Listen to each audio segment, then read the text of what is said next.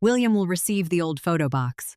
The lawyer's voice rang out, clear and deliberate, slicing through the stillness of the funeral hall like a thin blade of ice. For a moment, no one moved.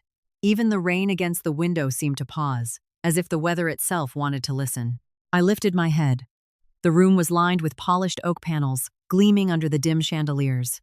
The air carried a strange mixture of lilies, candle wax, and burnt coffee, the kind of scent that stays long after people leave.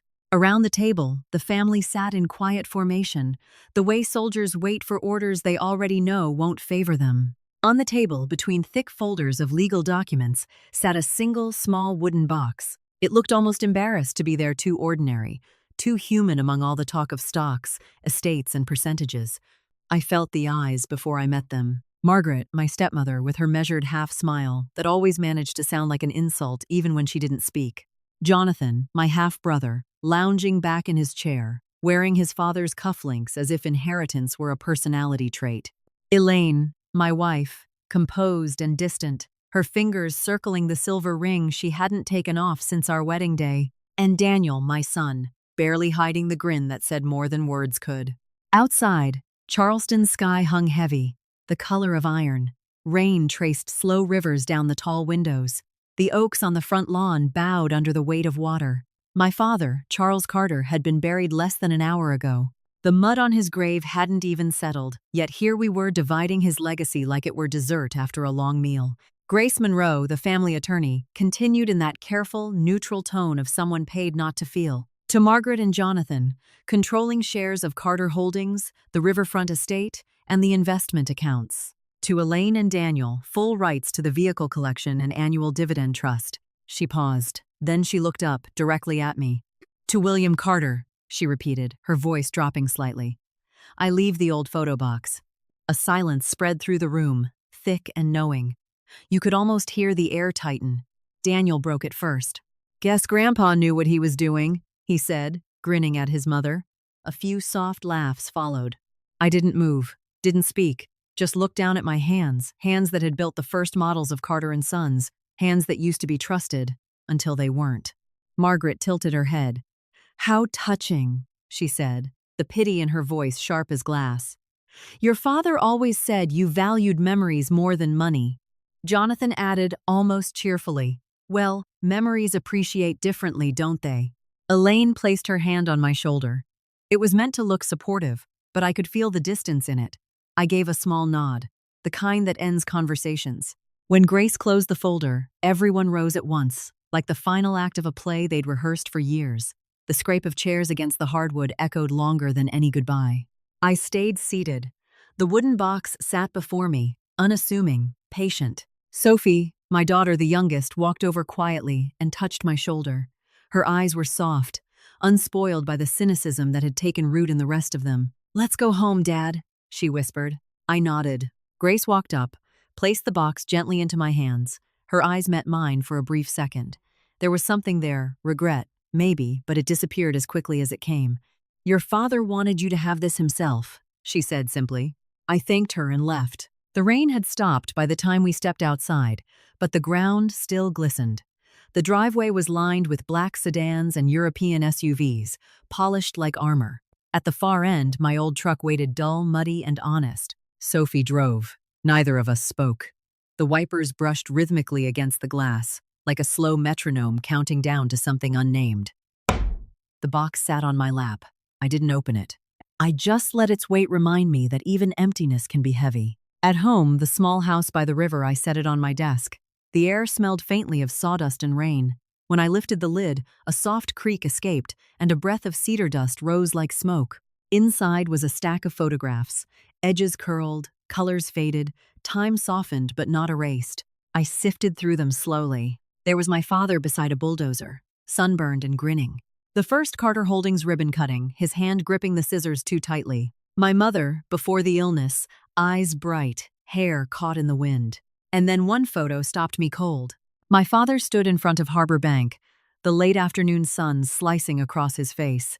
The photo was old, 1980s maybe, but his presence was unmistakable. Still, deliberate, unflinching.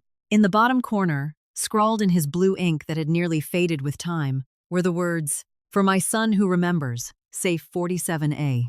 I stared at the handwriting, tracing the letters with my thumb. He always wrote his sevens with a line through them, a habit he'd picked up studying in London after the war.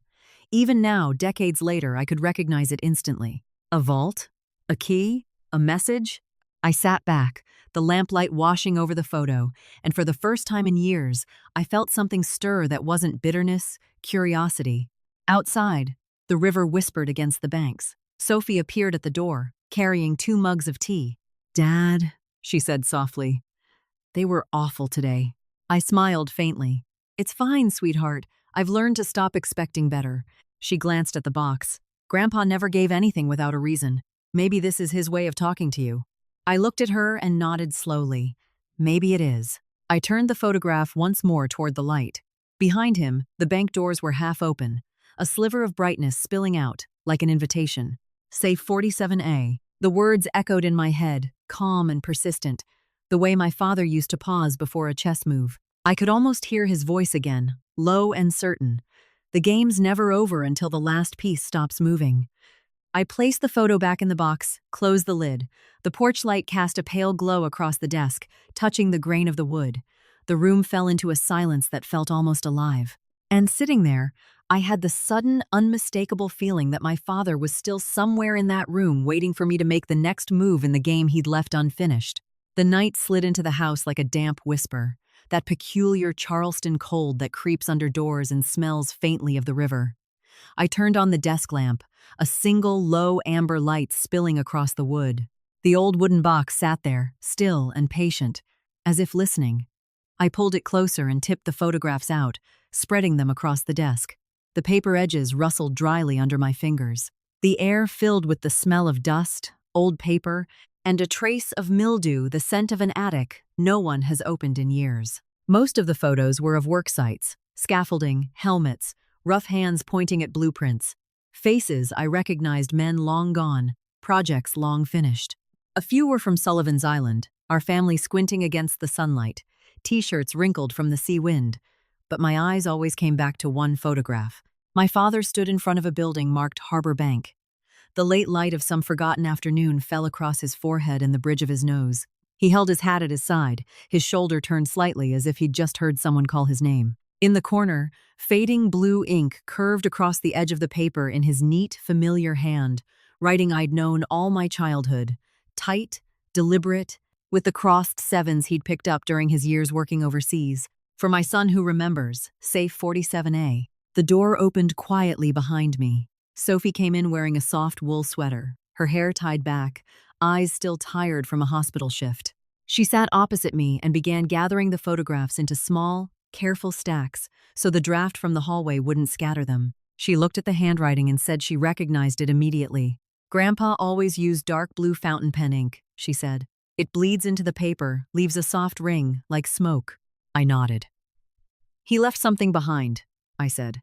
"Something that was meant to wait until now." We leaned over the Harbor Bank photo together, comparing the angle, the signage, the style of the lettering painted on the wall. "These details aren't accidental," I told her. "He never stood anywhere without a reason." Sophie pulled the lamp closer. Light brushed across the glossy surface, bringing every speck of dust to life.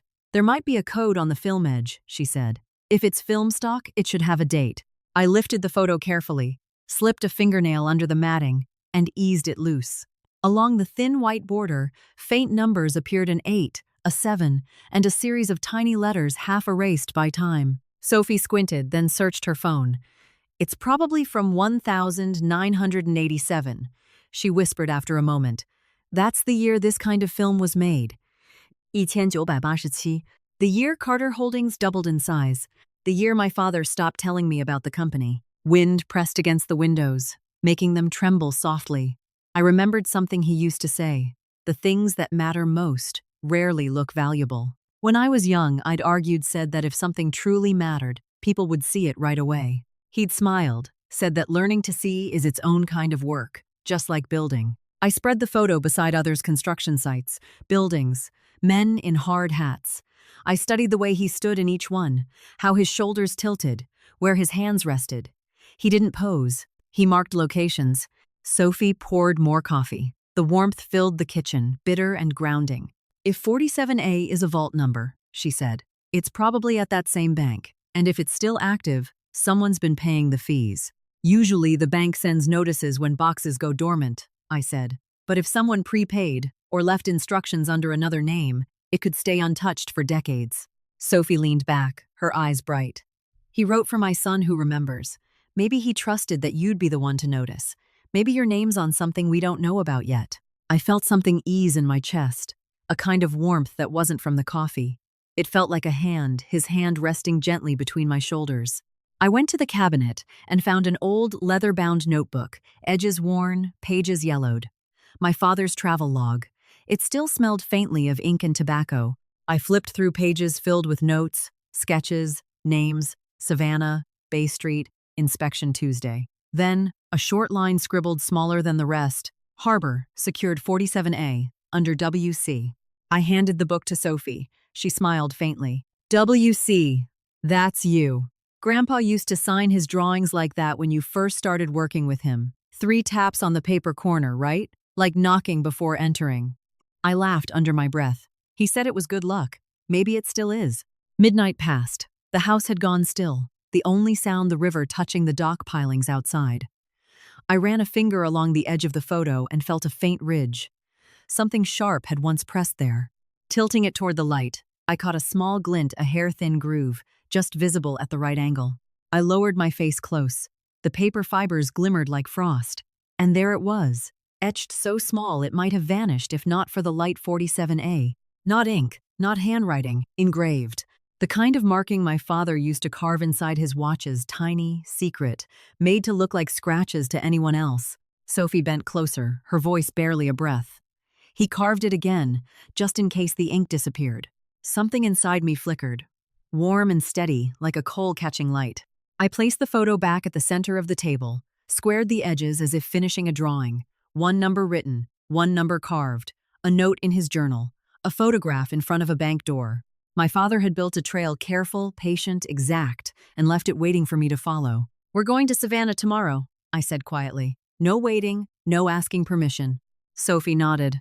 I'll switch my shift. If Harbor Bank still exists, we'll need ID, maybe proof of inheritance. I'll handle it.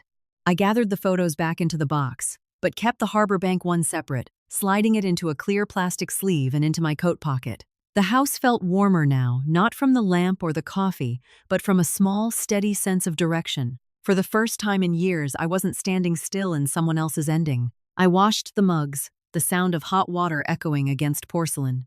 Sophie leaned in the doorway. Are you scared? She asked. A little, I admitted. Scared of finding what I don't want to know. Scared of finding nothing at all. But mostly, scared of missing something he meant me to find. We turned off the lights, leaving only the porch lamp glowing faintly across the floor. I drew the curtain aside and looked out at the river, its surface like liquid metal, the bridge lights stretching long and trembling. The wooden box sat closed, yet I could still feel it open somewhere in the room. The scent of old paper lingered, soft and persistent. As I passed the desk, my hand brushed against the envelope in my coat pocket. I touched the photo through the plastic, felt the faint ridge of that carved number under my fingertip. A small heartbeat of truth, steady and sure. The night deepened, and the city sounds fell away like a ship pulling from the dock. I exhaled, turned off the lamp.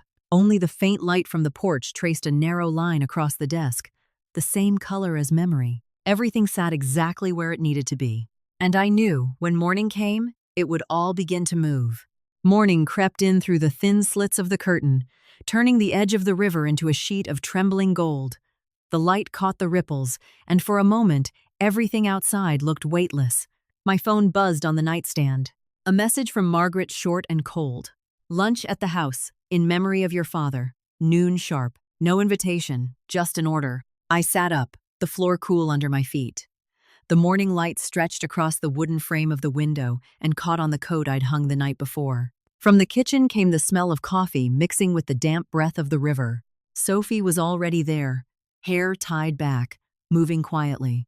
Margaret wants the family together, I said. I'm going. She turned. Spoon paused midair. Are you sure you want to?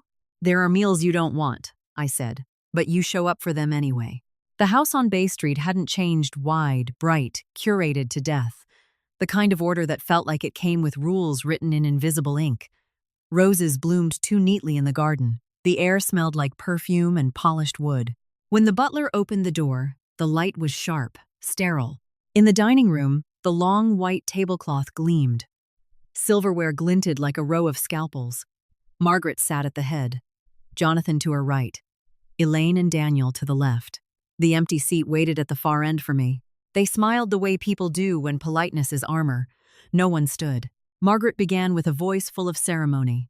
"Today is to honor Charles. He'd be happy to see us together like this." Jonathan picked up immediately, voice crisp, almost rehearsed. He spoke about restructuring, consolidation, expanding into the Midwest. Elaine joined in her tone smooth as glass, suggesting the Savannah estate could fetch a fine price if they sold early, that the vintage cars might go to auction to fund the family foundation. Daniel leaned forward, animated, explaining a marketing plan to refresh the Carter image. It sounded less like a memorial than a shareholders' meeting. I stayed quiet, the clinking of knives and forks filling the pauses. No one spoke of my father as a man, only as an asset, a brand, a story to monetize. Around the table, I realized each of them had already claimed a piece of him. When the main course arrived, I set my glass down and asked, softly, "Has anyone ever heard of Harbor Bank in Savannah?" The words landed like stones in still water. The table went silent. Jonathan looked up, frowning. "I found a photograph," I said, "of father standing in front of it. There was something written on it, 47A. Daniel dropped his knife. The sound of metal hitting porcelain cut through the air. Elaine glanced at Margaret, then at Jonathan. The three of them changed the subject in one smooth, practiced pivot, as if I'd mentioned the weather. Jonathan waved to the butler for more wine. Margaret smiled, the way she did when she wanted to end a conversation. "Charles loved taking photos," she said. "He kept hundreds. I'm sure it's just another one of those." "Maybe," I said. "Maybe it is." But in that second, Jonathan's eyes betrayed him a flicker, a muscle tightening near the jaw. Recognition, quickly hidden. The meal went on, full of laughter and empty words. Daniel leaned closer to me, his voice quiet but sharp. "Don't make this harder than it has to be, Dad. Some things in the family are better left alone. Everything's been settled."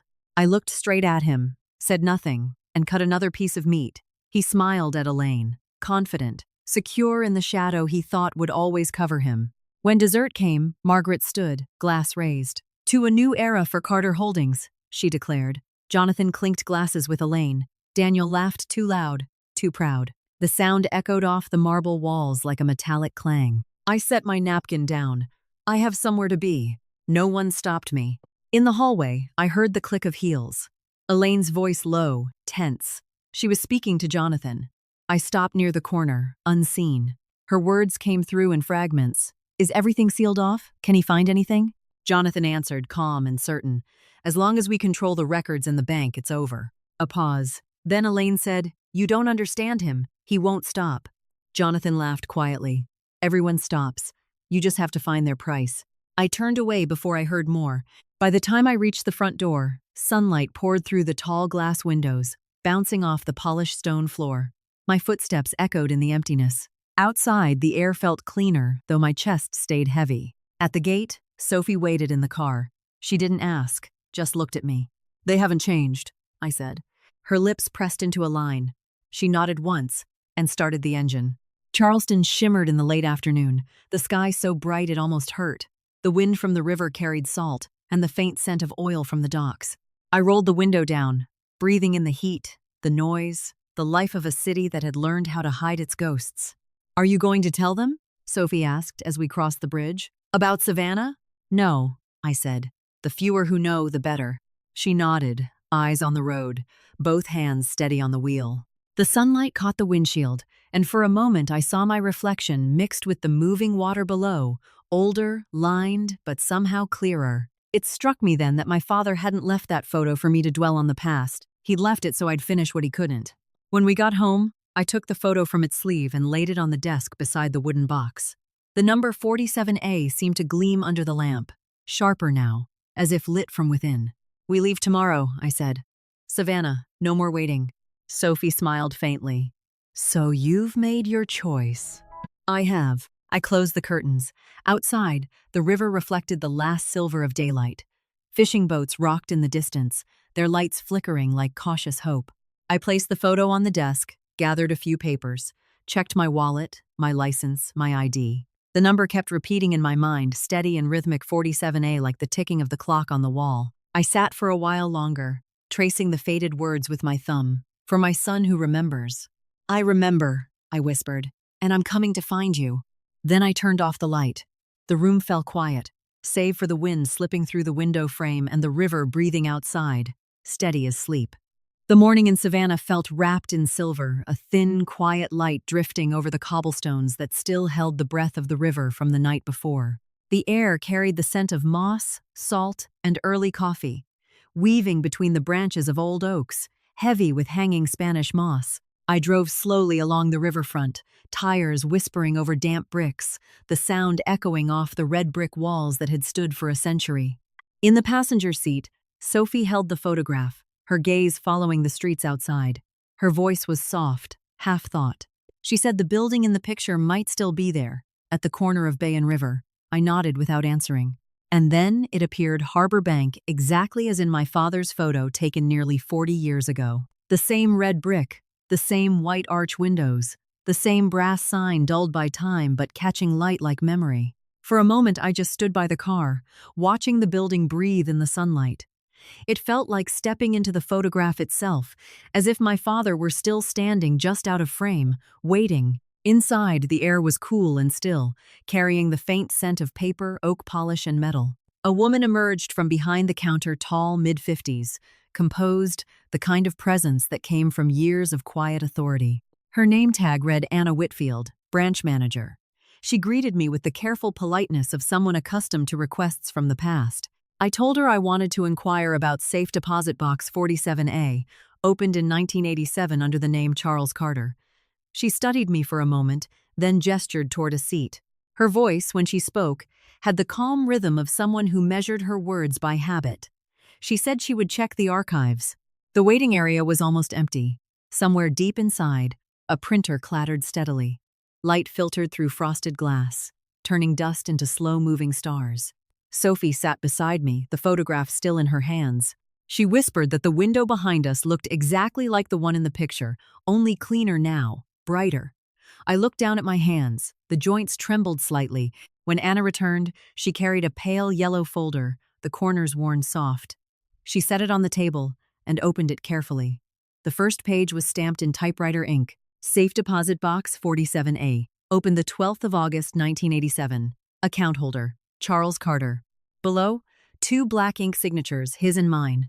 I stared at the younger version of my name, written in the quick, uncertain hand of a man still trying to become someone. My breath caught. That was my signature from when I worked under him, long before I knew what I didn't know. Anna looked up. According to our records, she said gently, you're listed as the secondary authorized holder. The authorization is still valid. My voice came quieter than I expected. Does it say when the box was last accessed? She flipped through several pages, her finger tracing a column of dates. September 1987, she said finally. Only one signature, Charles Carter's. No activity since. Sophie leaned forward. What about the payment records? The storage fees? Anna frowned slightly, turned another page, and found a line highlighted in red. Paid through 2037. She looked at me. Someone prepaid 50 years of maintenance, she said. The source of payment is listed as a trust fund anonymous, with no listed donor. I said nothing. 30 years, then 40, as if someone wanted to make sure that no one could touch it until the right hands came along. Anna explained the next steps. Proof of identity, death certificate, notarized will, signature verification. I handed over everything, the license, the documents, my father's death record. She scanned each page carefully, her movements steady, her eyes tracing the handwriting with quiet respect. When she looked up again, she smiled faintly. Everything matches, Mr. Carter. We'll schedule the opening for 9 a.m. tomorrow. I thanked her. Something in my chest loosened and tightened at the same time. It felt as though a thread, stretched thin across 4 decades, had just been plucked soft, resonant, alive again. Before leaving, I asked, did anything about the file strike you as unusual? She thought for a moment. Only one thing, she said. People almost never prepay that far ahead. When they do, it's because they want to make sure the box stays untouched until it's opened by the right person at the right time. Outside, the sun had risen higher, washing the city in a soft gold. Harbor Bank's facade glowed against the blue, the brass letters shimmering faintly, like a quiet signal meant for me alone. Sophie walked beside me, her hand brushing mine, a wordless exchange that said everything we needed. We found a cafe by the river, small and warm, smelling of roasted chestnuts and buttered pastry. Laughter drifted from a nearby table. I said he must have known he wouldn't have time to explain everything. Maybe he left what he couldn't say inside that box. Sophie stirred her coffee, thoughtful. What do you think's in there? If it were money, I said, he would have divided it differently. If it's documents, then maybe it's something he couldn't trust anyone else with. The afternoon moved slowly. The sunlight stretched across the river in pale gold ribbons. When we returned to the hotel, the sky had turned amber. From the window, I could see Harbor Bank at the corner, small but heavy, like a sealed memory waiting for its turn to speak. Sophie sorted the papers again, precise as her grandfather would have been. When the streetlights came on, I sat by the desk and took out the photo. The lamplight skimmed across the edge of the paper, catching on the carved numbers 47A. My father's expression in the picture seemed to change with the angle, half smile, half dare, as if reminding me that the game was never really over. Downstairs in the bank's night office, a phone rang softly. A man's voice asked, "Did they confirm the opening of 47A?" "Yes," the clerk said. 9 o'clock tomorrow." There was a brief pause. Then the man replied, "Call me the moment they arrive." I knew nothing of that call. Upstairs, in the quiet of the hotel room, I folded the photo and slid it into my wallet. Outside the window, the Savannah River moved like dark glass, catching bits of starlight. I drew a deep breath. Something inside my chest shifted slowly, gently, like a door beginning to open. It felt as if with every breath I was drawing closer to a secret my father had spent a lifetime trying to protect. The afternoon in Atlanta was hotter than usual. Sunlight spilled through the windshield, spreading across the steering wheel in a sharp white glare. Beside me, Sophie sat quiet, her gaze fixed ahead, as if the silence itself might break if she spoke. I could tell she wanted to say something but only sighed instead. The phone vibrated on the console. Jonathan's name appeared, a name I hadn't wanted to see. His voice came through smooth as glass, the same mix of courtesy and calculation I remembered too well. He said he wanted to meet, just the two of us, at the company headquarters. Not about business, he claimed. Not about lawyers. Just family. I asked him why now. He said, because this is when the family needs to stand together more than ever. The line sounded rehearsed, like something he'd practiced in front of a mirror. I agreed, mostly to find out what he was afraid of. The Carter Holdings building rose out of Midtown like a mirror trying to outshine the sun. Its glass walls threw reflections onto the street, swallowing the sky. I'd helped my father draft the plans for its lobby when I was still an intern, long before anyone knew how far the building and the family would reach. Walking in now felt like stepping into someone else's memory. The place gleamed, perfect and sterile, with no trace of him left anywhere. Jonathan waited in the main conference room, standing by the far window. The white light from above struck the glass table, cold and even. He wore a smoke-gray suit, his smile precise, symmetrical, practiced. 2 glasses of water sat on the table. A pot of tea, a thick folder already open. He walked over, hand extended, tone smooth as if hosting a segment on morning television. "I'm glad you came. We both want what's best for the family." I took a seat. He started talking, voice calm, deliberate, the rhythm of someone reading from a script. He spoke about the company's reputation, about old records that might be misunderstood, about the importance of unity. Every phrase carefully chosen to sound neutral, but underneath it all, the meaning was clear. He believed I had something our father left behind. I let him talk. Between his sentences, I could hear the hum of the air conditioner, steady and slow, like a measured pulse. He slid the folder toward me. Inside was a confidentiality agreement, the kind that promised inclusion while delivering silence. If I signed, he said, they'd bring me back to the board, a gesture of goodwill. Each clause was written in the language of control, not trust. I asked, and if I don't sign? He didn't miss a beat. Then everyone will be disappointed. And I think the last thing your father would have wanted is to see you damage the Carter name. I smiled faintly. That name, I said, was something he carried on his back alone for 40 years. He didn't flinch. "Are you afraid of something, Jonathan?" I asked. He looked up, his eyes clear and hollow. "Fear is for the weak, brother. I calculate." He poured water into both glasses, the sound quiet but precise. "We both know there are documents better left unseen," he said. "Old contracts, offshore accounts, transfers he made to private trusts. If anything like that surfaces, it won't help anyone." I looked down at the surface of the water, at the ripple trembling against the light. He continued, softer now. "If there's anything your father left you anything, you should leave it closed. Opening it will only destroy what he built." "Or," I said, "it might show what he really built." The air between us thickened, heavy with things neither of us said. He stared for a long time, then closed the folder, sliding it aside with a slow, deliberate motion, the signal of someone who'd finished playing his part. When I rose, he added quietly, almost like an afterthought, "You may think I'm cold, but I'm doing what's necessary to protect the family." In the hallway, the elevator doors opened, and there was Elaine.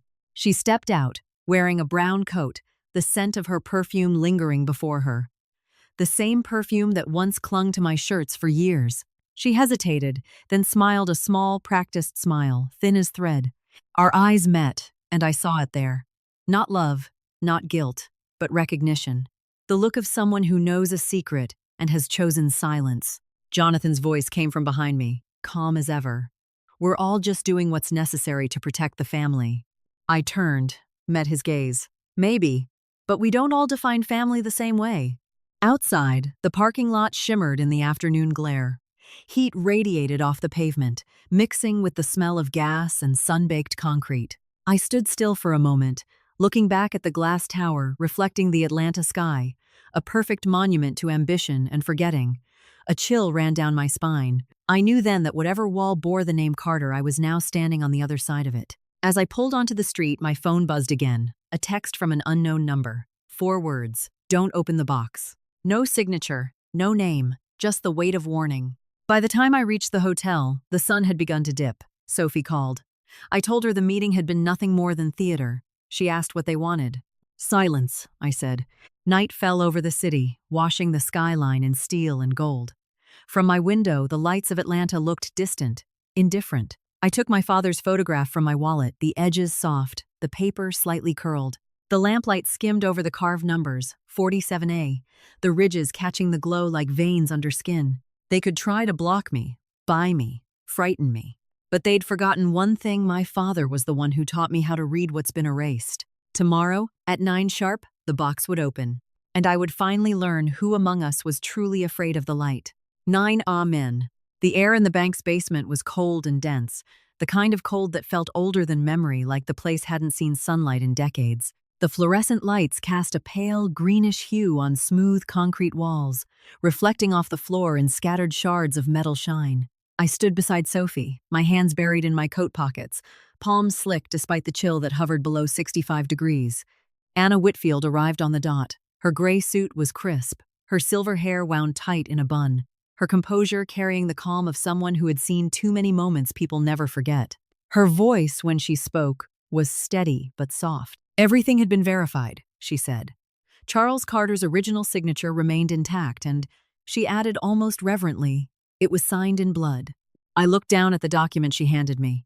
The ink had dried to a dull brown, darker where it had pooled, spreading faintly like bruised light. My father's habit to leave a mark, even when it had to be his own.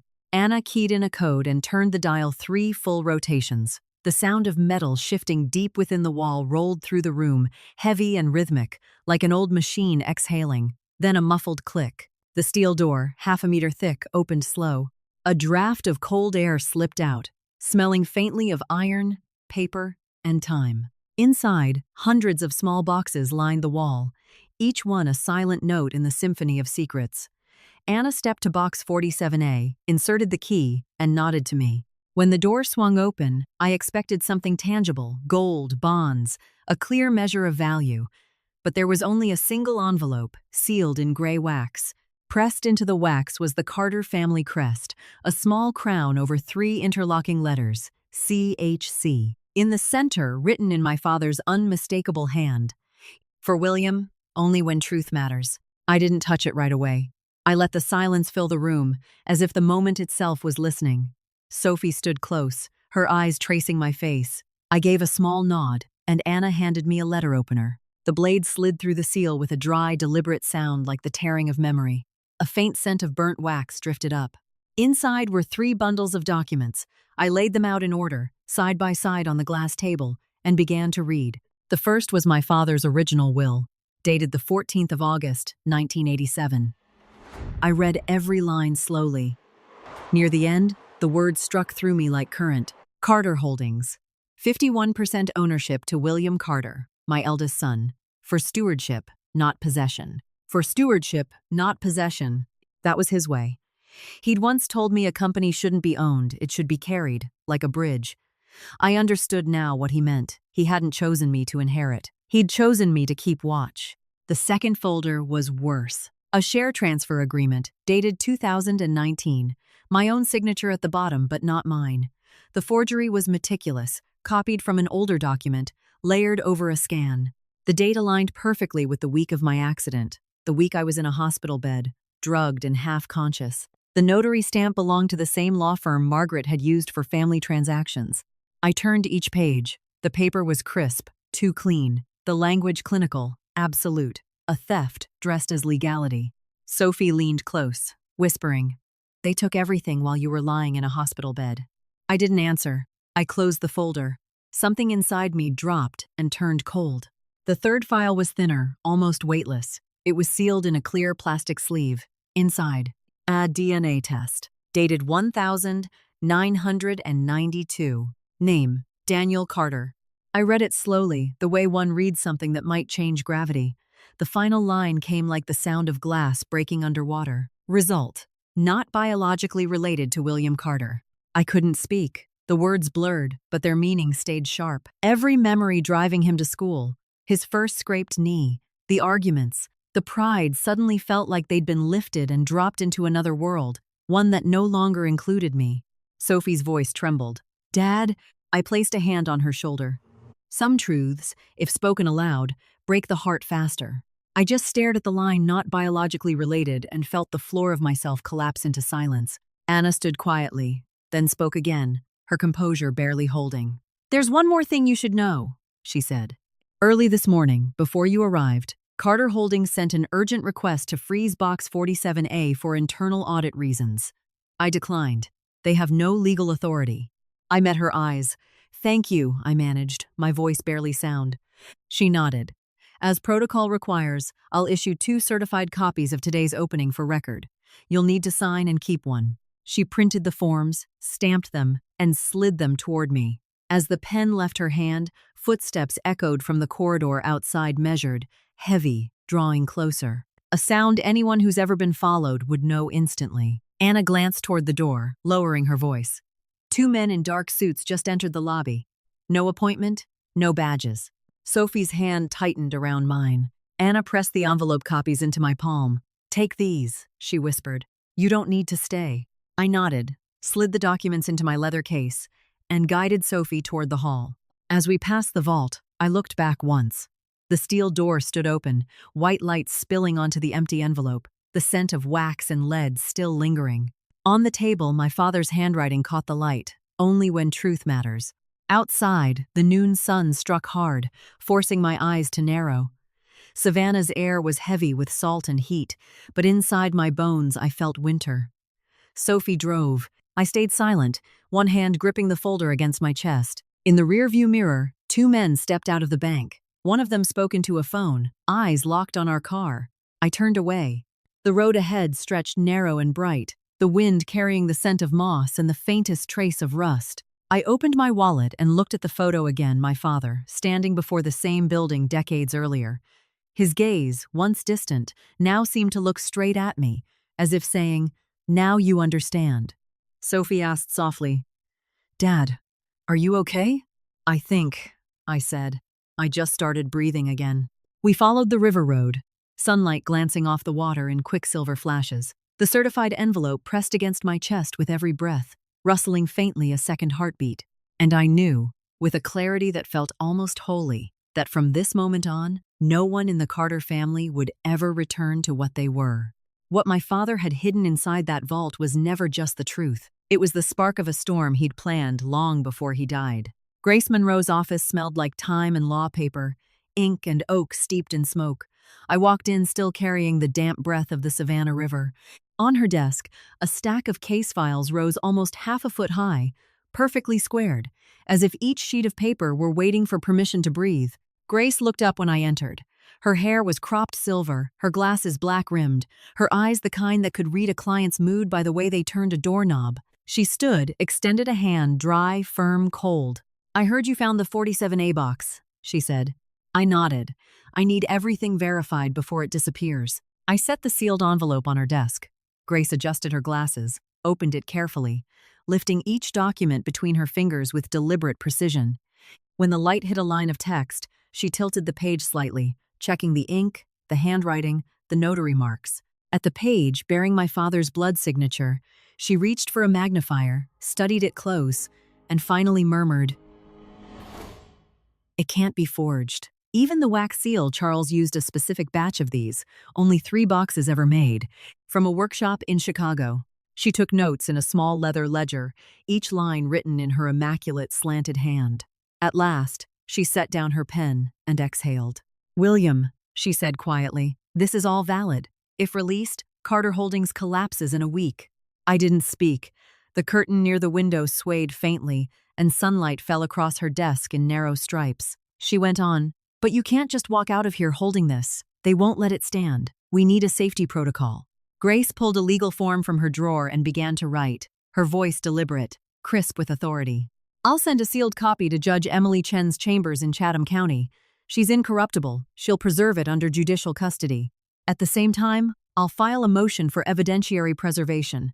Any interference will be treated as obstruction of federal justice."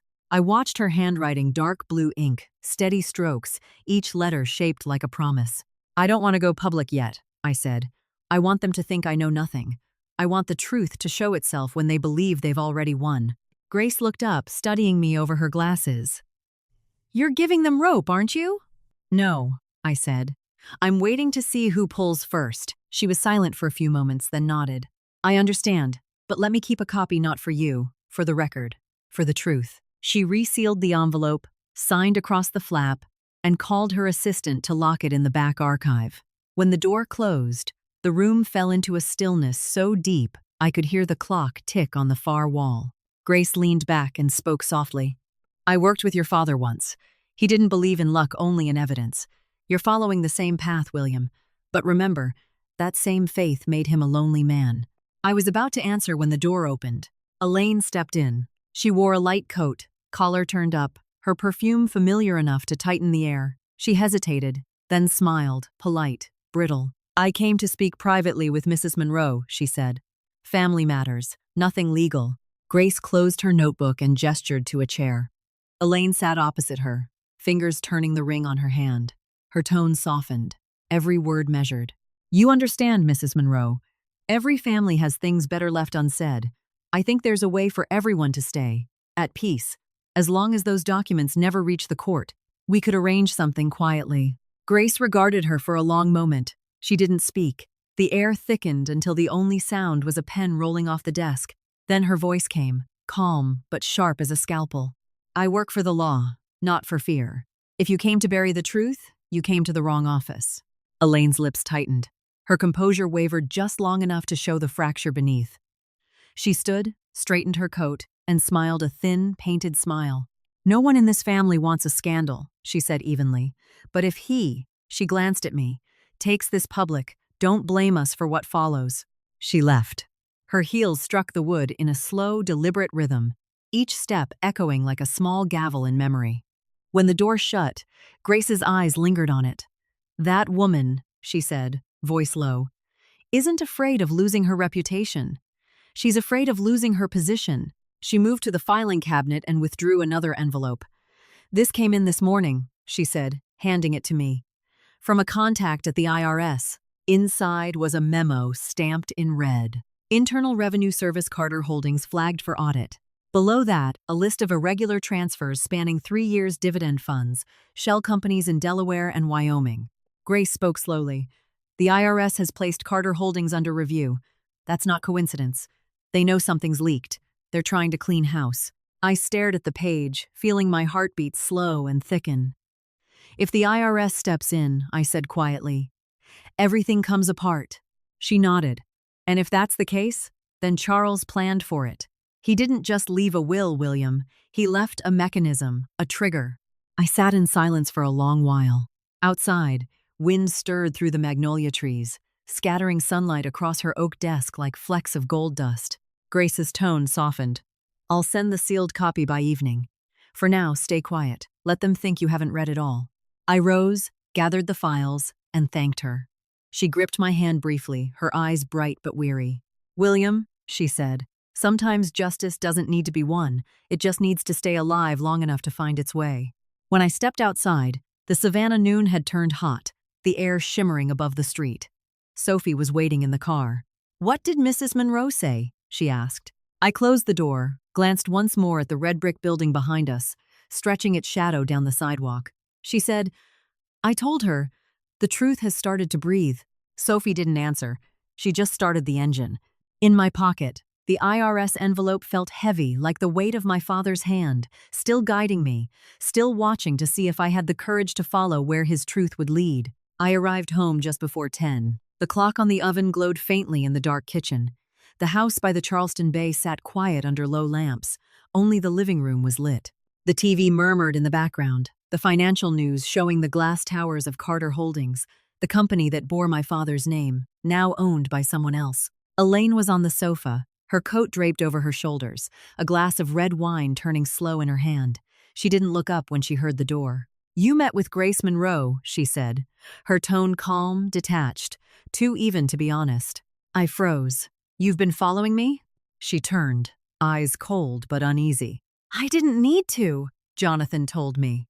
I walked closer, set my keys on the table. Did he tell you the rest? I asked. That he and Margaret forged my signature, transferred every share of Carter Holdings into his name while I was lying in a hospital bed, or that he's Daniel's real father? The glass trembled in her hand. A drop of wine spilled, dark against the wood floor. She inhaled, steadying herself. So you know. I do, I said quietly. There's nothing left to hide. Her hands clasped together, shaking slightly. I never meant to lie forever. But you were gone for years, William. You buried yourself in work. Jonathan, he was there. He helped, he said things you'd stopped saying. I stared at her, not angry, just emptied out. So you chose my brother. You betrayed me. You betrayed my father. You even betrayed the boy you said was mine. Her voice broke. Not at first. I wanted to stop. But when Daniel was born, I knew there was no way back. I laughed once, the sound sharp in the still room. You think I didn't see the distance between us? I just didn't want to believe it. She looked up, eyes wet. I still loved you, William, even if it was the wrong kind of love. I held her gaze. And that love, does it still exist? Her lips trembled. A tear fell. No, she whispered. We lost it a long time ago. The upstairs door opened. Daniel came down, each step loud, deliberate. His shirt was half-buttoned, his breathing short. So it's true, he said. You're dragging us all down with you. Be careful how you speak, I said. I don't need to, he snapped. You're destroying everything grandfather built. You think anyone will believe you? A bitter old man kicked out of his own company? I looked straight at him. You talk about honor like you've ever known what it means. He stepped closer, voice rising. I know that company feeds hundreds of families, and you'd rather burn it down just to feel powerful. You're just like him, Charles Carter. So obsessed with control, you can't see the damage you do. Sophie had appeared in the hallway by then. Don't you dare talk to him that way, she said. Daniel turned, sneering. And what about you, Sophie? Still worshiping the fallen hero? He's not a victim, he's just bitter that he didn't get what he wanted. I said nothing. I reached into my coat and took out a white envelope, set it on the table. This, I said evenly, is your DNA test, Daniel. When you're ready to face yourself, open it. He stared at it, smirking. Is that supposed to scare me? I don't need to scare you, I said. Truth doesn't need help speaking. Elaine moved to him, hand on his arm. William, please. You don't have to do this. I looked at them, the two of them, and the house seemed to tilt away, like a room in someone else's life. I've spent 20 years not doing this, I said. I stayed quiet for peace, for appearance. for the illusion of a family. But tonight, I'm done. Her voice trembled. You're leaving? I didn't answer. Upstairs, I pulled a suitcase from the closet, folded clothes, packed like a man sealing the past into boxes. Each zip of the bag sounded like a door closing.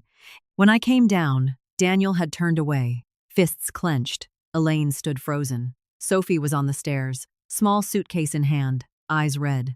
I'm going with you, she said. Elaine spun toward her. Sophie, don't. You don't understand. I understand perfectly, Sophie said. I can't live like this anymore. No one spoke again. I opened the door. The night wind swept in salt, pine, and something colder. The door closed behind us with a sound that felt like the end of a chapter. The road along the river was empty. Streetlights stretched thin across the water, breaking apart in the breeze. I drove. Sophie sat silent beside me. When we reached the small wooden house by the dock, I unloaded the bags.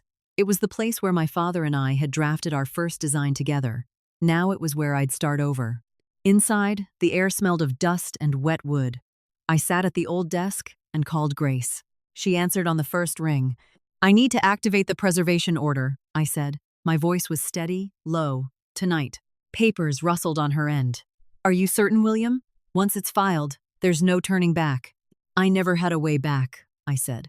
A pause. Then, I'll log it in the federal court system within 10 minutes. Once it's sealed, they can't erase a single record tied to Carter Holdings. Any interference becomes a federal offense. The sound of her typing filled the line quick, rhythmic, like a countdown. Charles once told me, she said quietly. Justice isn't a lamp. It's a flame. It shines for a while, and then it burns through everything in its path. I didn't reply. Outside the window, the river glimmered under the moon.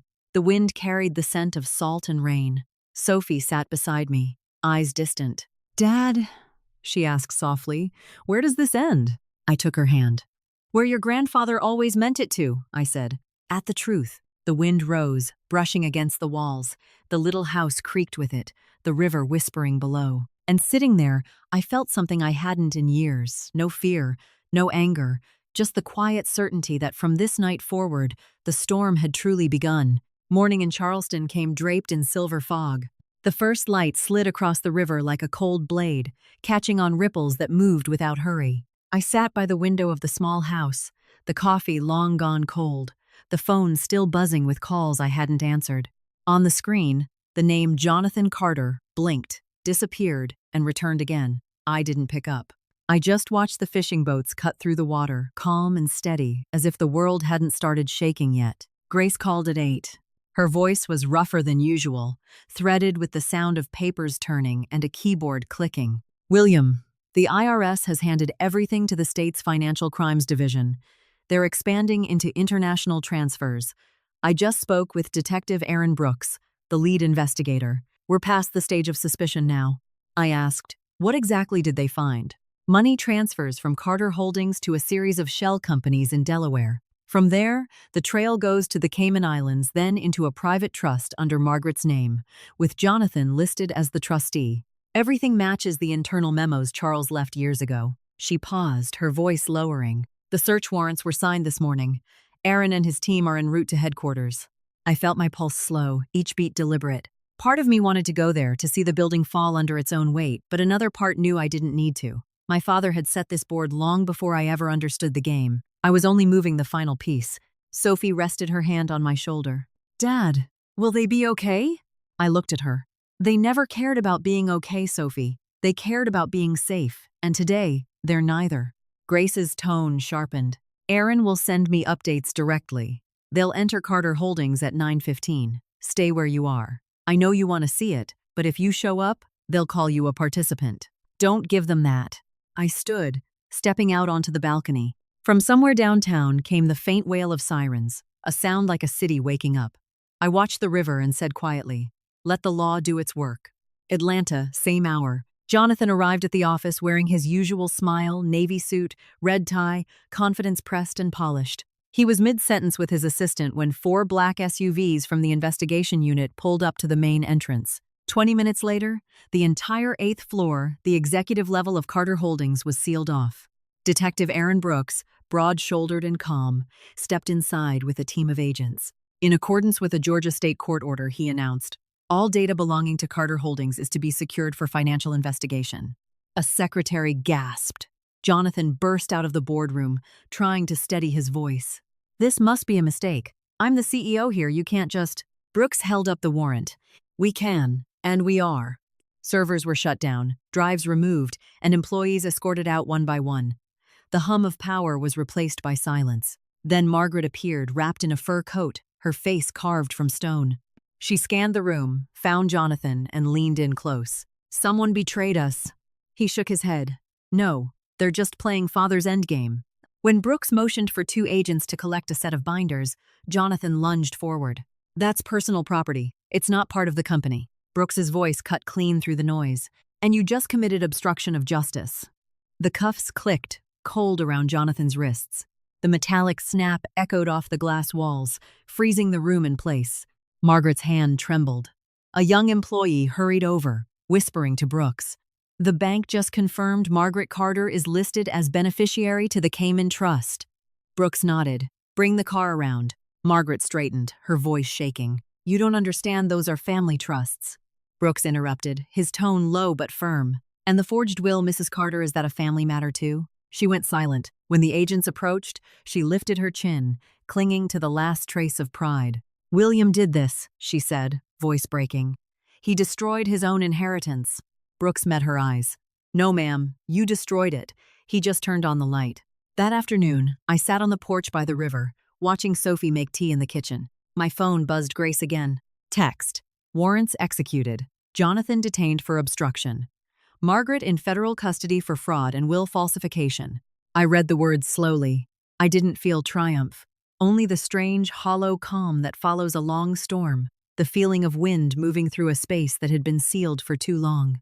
I typed back, thank you. Let the law finish it. A few minutes later, her reply came. Charles would be proud, but William be ready. People who lose power don't go quietly. I set the phone down and looked out at the water. The river had turned the color of copper, reflecting the low sun. Sophie stepped out with 2 cups of tea, her voice quiet. Is it over, Dad? I shook my head. No, sweetheart. This is where justice starts collecting its debt. The wind picked up, carrying the faint echo of sirens again. Somewhere, Charleston reminded me that in a country built on law and consequence, liars might prosper for a while, but no one hides from the light forever. That morning, Charleston was unnervingly clear. Sunlight slipped through the rows of magnolias outside the county courthouse, touching the line of reporters and cameras waiting at the gate. Inside, the halls smelled faintly of polished wood and fresh coffee. As I walked between rows of whispering strangers, I could feel their eyes following me the way people look when they know they're watching the end of something old. Grace Monroe had arrived early, wearing a gray suit that matched her calm. Her face held the composure of someone who's already mapped every corner of the battlefield. She set a 3-inch thick file on the counsel table, adjusted her glasses, and said quietly, It's going to be a long day, William. Speak only when I signal. I nodded, breathing deep. Across the aisle, Margaret and Jonathan sat side by side, 2 portraits of exhausted arrogance. Jonathan avoided my gaze. Margaret forced a smile for the cameras, her hand trembling over her coffee cup. When Judge Emily Chen entered, the courtroom fell still. 3 strikes of the gavel echoed like distant thunder. This hearing between Mr. William Carter and the representatives of Carter Holdings regarding inheritance and executive control is now in session. Grace rose. Your Honor, I represent Mr. William Carter. Today we submit verified documentation establishing my client's lawful inheritance under the original will of the late Charles Carter, held in Safe Deposit Box 47A at Harbor Bank, Savannah. A murmur rippled through the room. A reporter outside pressed a recorder closer to the door. Grace placed the file on the bench. This document bears a full chain of custody, signed and sealed by hand and in blood on the 14th of August, 1987. It is accompanied by Harbor Bank's verification and an authenticated signature analysis from the State Bureau of Examination. The opposing counsel, a tall, thin man with a red-striped tie, stood. Your Honor, the company possesses a will, publicly read at the funeral, duly signed by the late chairman.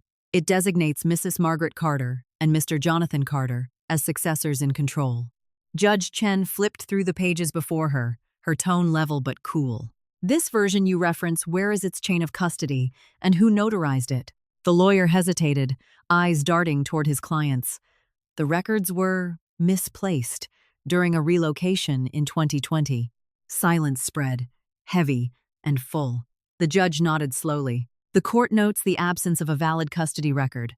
Therefore, the funeral version carries no legal standing. She turned to Grace. Does your submission include the original registry code? Grace slid the file forward, her voice precise.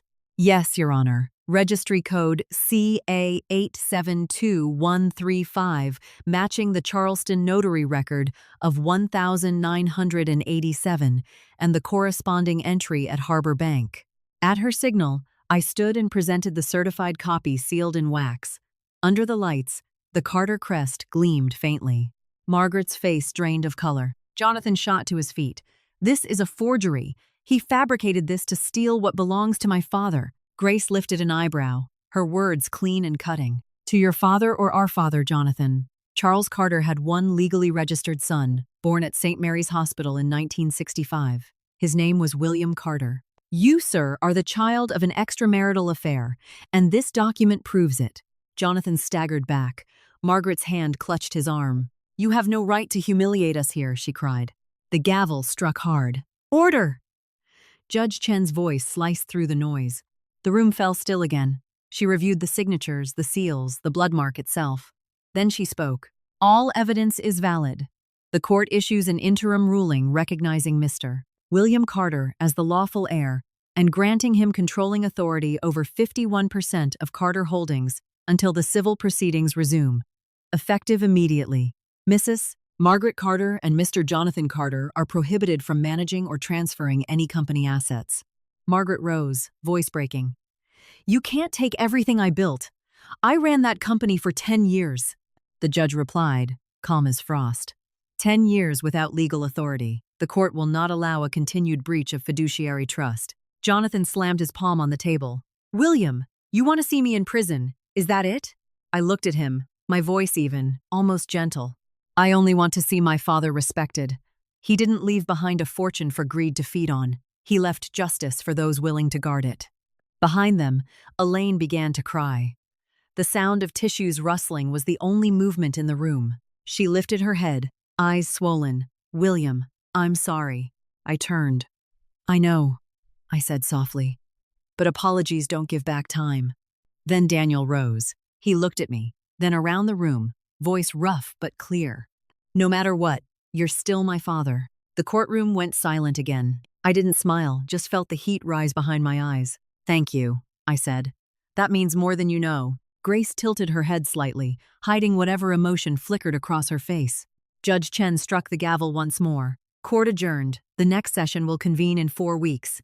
The press swarmed before we could leave. Mr. Carter, how does it feel to win? Someone shouted. I stopped at the doorway. I didn't win anything, I said. I just kept what was right. By afternoon, every paper in Charleston ran the same headline, The Silent Heir. A photograph of me leaving the courthouse gray suit, calm expressions spread across front pages. Carter Holdings stock steadied after a week of chaos, then rose modestly once the leadership notice went public. Later, in the quiet of my new office, I looked out across the riverfront as the sunset washed the skyline in gold. Somewhere in that hush, I could almost hear my father's voice again, steady, patient, a lesson from long ago. Don't win by words, son.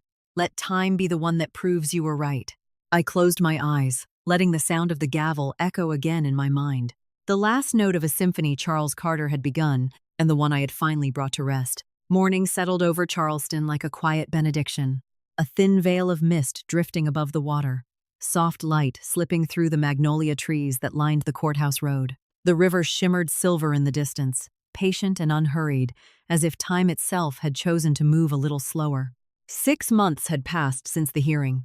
The old sign had been taken down, and in its place, new letters gleamed against the glass facade. Carter and daughter. No press, no speeches, no champagne. Just a handful of workers tightening the final bolts, the faint clatter of a ladder, and then silence. When they stepped back, I stood alone beneath the morning sun, watching the reflection of those words shimmer in the window pane. It felt less like a victory, more like a homecoming, as though my father had just smiled through the light and said, "You finally understood." Inside, the air carried a new kind of rhythm. The architecture studio no longer smelled of sterile ambition, but of fresh paint, coffee, and the hum of beginnings. The walls were pale and open, lined with sketches from scholarship students and community projects that bore names instead of budgets. Sophie stood near the drafting tables, her sleeves rolled up, showing a group of interns how to lay out foundation grids. Her voice was steady and warm, touched with a quiet authority I never possessed at her age.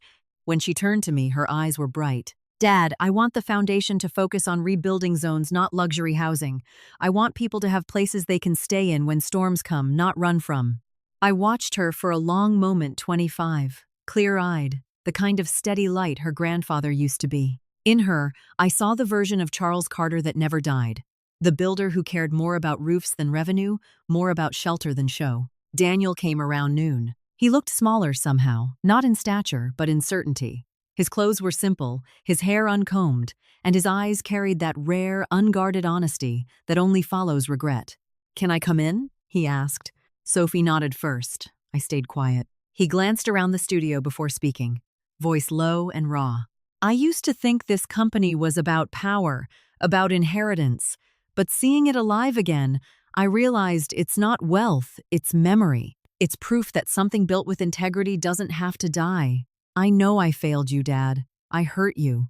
But if there's still a way to make things right, I want to try." I poured him coffee, set the cup down, and said quietly, "Forgiveness doesn't erase the past, Daniel.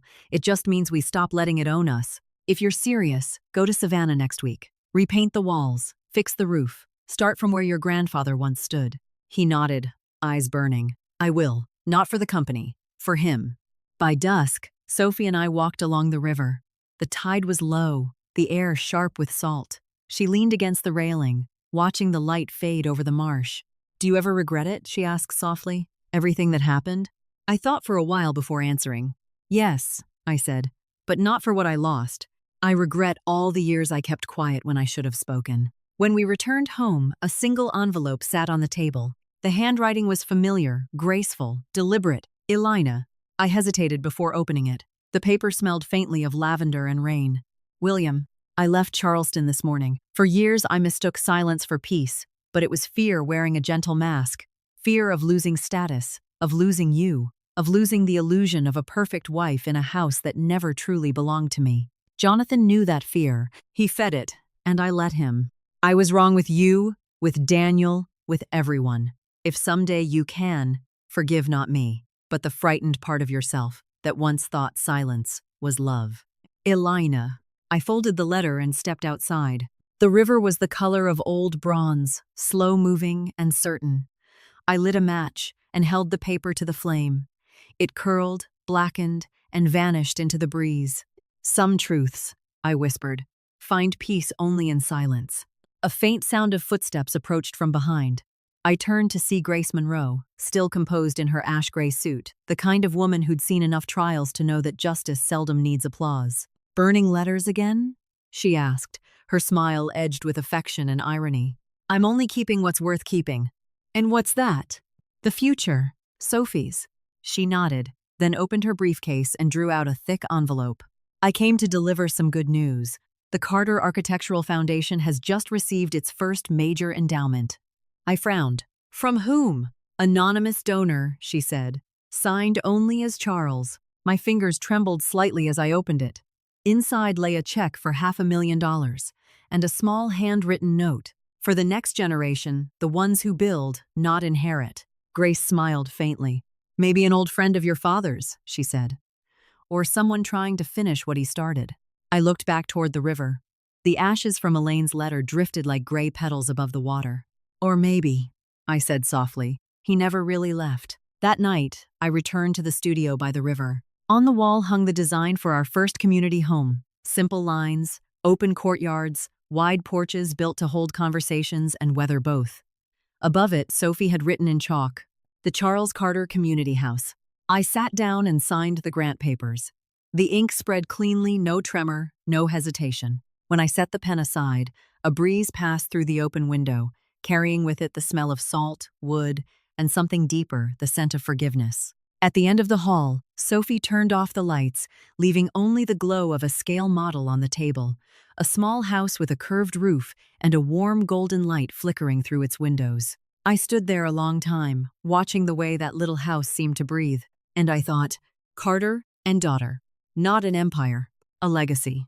Outside, the Charleston River kept flowing slow, patient, eternal, like the steady breath of a father who once built with his hands and left behind the one truth that never fades, that justice may wander, but it always finds its way home. The afternoon light in Charleston carried that particular kind of gold I've always thought was reserved for endings deep, slanted, tender, and slow, like a single thread stitching the past to the present.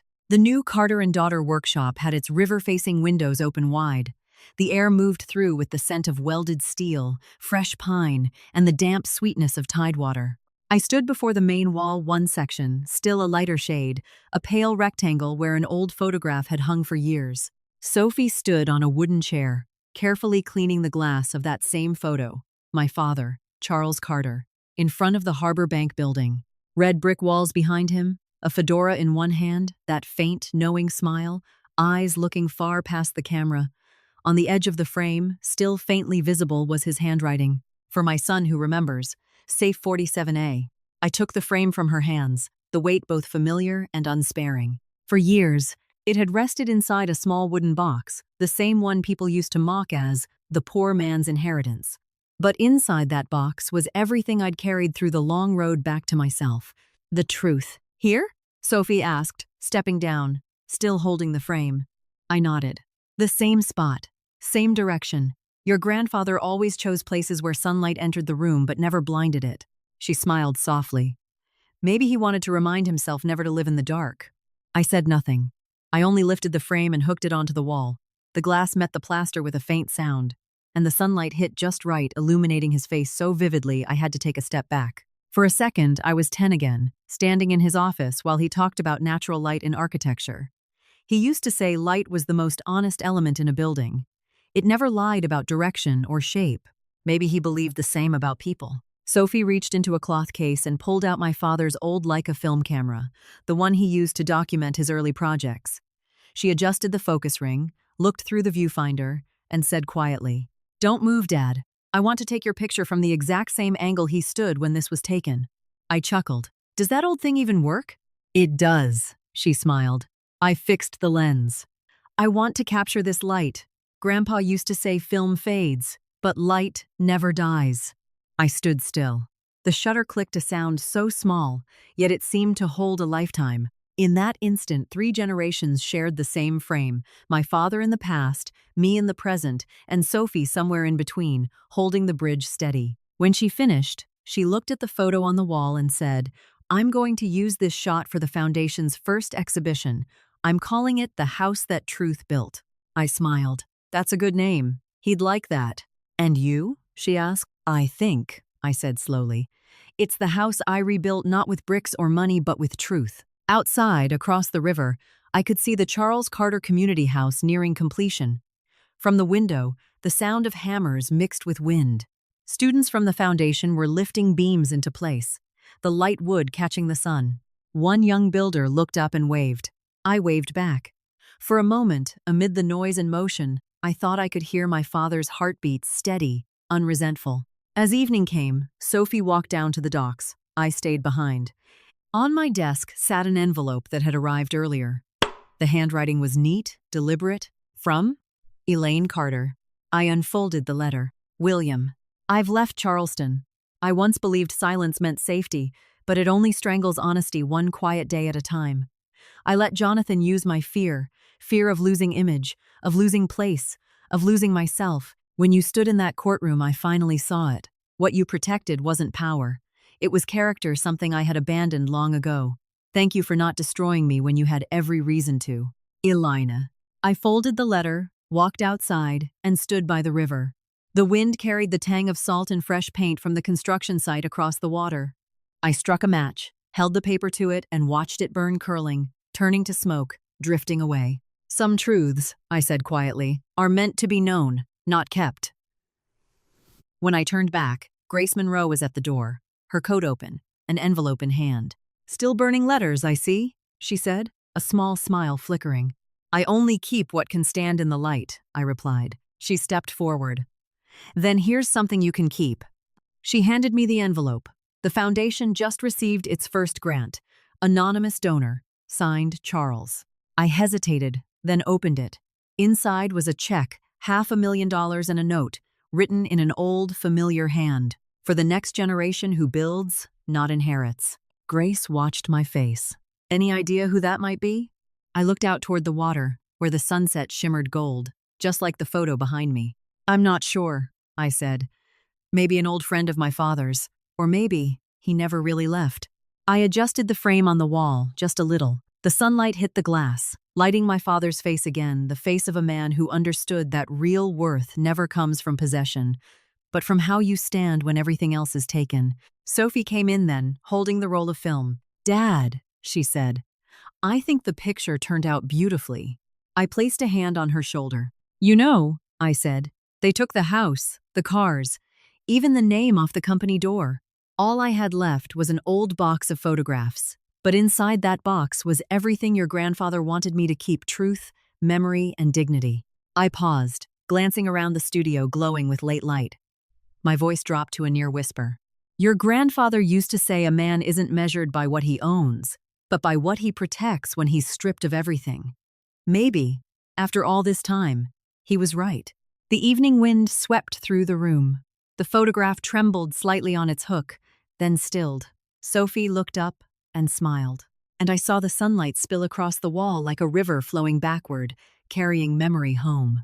Thank you for staying with this story. If it reminded you of something worth keeping: justice, memory, or the small moments that shape who we are, leave your thoughts in the comments and share it forward. Because sometimes, a single photograph can carry the truth all the way home.